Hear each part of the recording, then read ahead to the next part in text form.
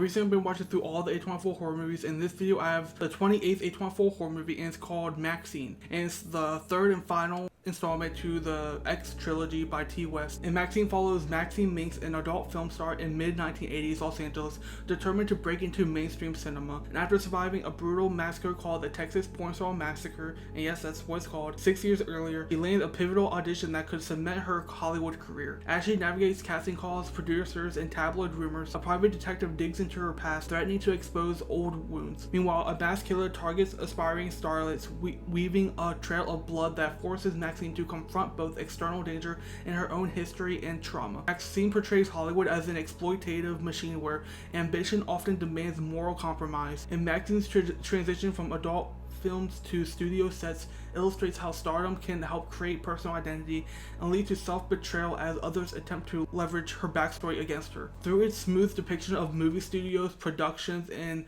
the fears that come with fame, the film critiques the industry's shallowness but also looks at what it takes to make it as a star. Like, it takes grit, it takes determination, it takes ambition, and we see Maxine struggle with her trauma and her past as she tries to run from it, but then realizes she has to face who she is and accept herself. Maxine's struggle to redefine herself beyond her adult film persona highlights the tension between past and future selves. The narrative questions whether true reinvention is possible when every step forward can reopen old scars. Mia Goth grounds the film as Maxine Minks, delivering a magnetic performance that balances determination and ambition with underlying vulnerability. Her subtle expressions show both the thrill of near fame and the paranoia of being haunted by one's history. Elizabeth Debicki compliments her as a savvy Hollywood director whose cold charisma masks gut and passion. Kevin Bacon brings an unsettling calm to the private detective stalking Maxine, while a supporting ensemble that includes Michelle Monaghan, Bobby Cannavale,